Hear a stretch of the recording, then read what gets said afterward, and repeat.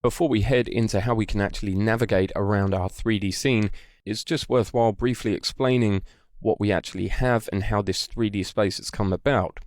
It's essentially a development upon 2D.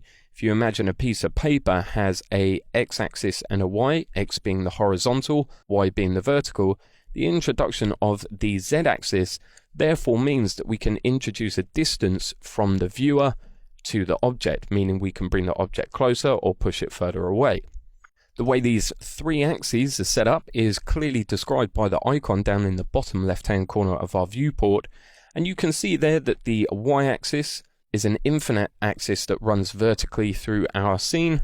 We've got the x-axis, which is kind of considered the horizontal, so this is going to run from left to right throughout our scene. So we've got from over here coming all the way down to this side, and then the z, which is forwards and backwards within our scene along this line. Where those three axes meet is known as the origin, and this will be the central point of our scene. When working within 3D space, it doesn't matter where you position an object, it's always going to have three coordinates: the x, the y, and the z. If it exists to the right hand side of the z-axis, so this is our z-axis running through the origin, if it exists anywhere this side, it's going to have a positive x value. Obviously the other side is going to be negative. In terms of the z-axis, if it exists in this area, so closer to the camera, it's going to have a positive value, and negative is going to be further away. And in the y-axis, if anything is higher than our ground plane, that will have a positive value. Anything beneath it will have a negative value. And that's the way in which we can end up working out where everything is within space.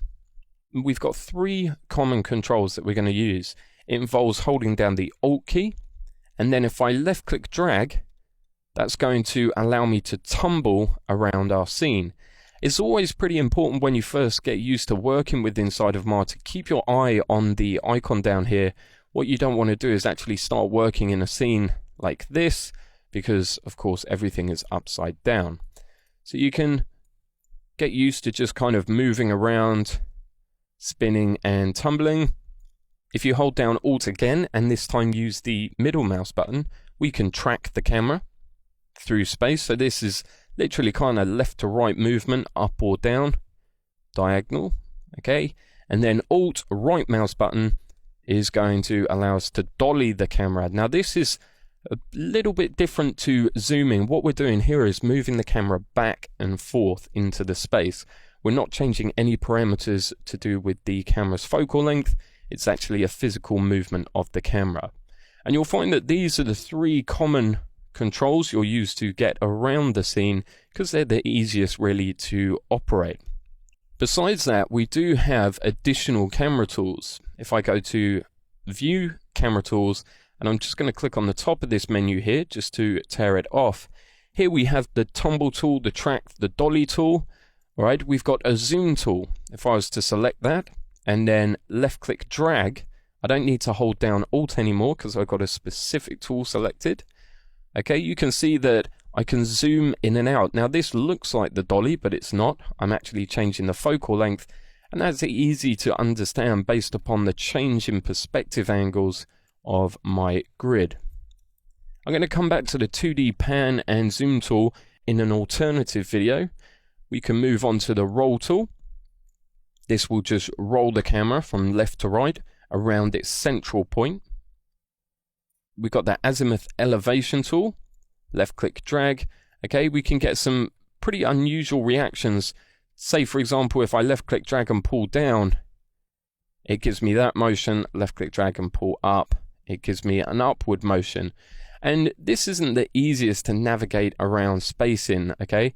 So what you'll probably find is if you want a camera motion like this, it tends to be more for animation when you're working with keyframing your cameras. We've got yaw and pitch, okay, which is just a left to right, up and down motion. That's again in a similar way to the roll tool around the central point of our camera.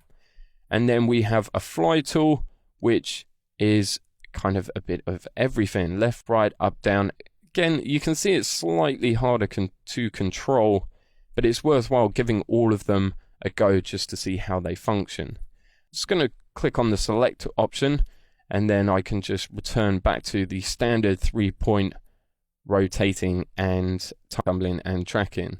What you may wish to do as well is, because we've got an unusual position now to the camera because we've been working with other tools such as the roll, we can always say view default view, and that will bring us back to the starting position of our camera, or the default.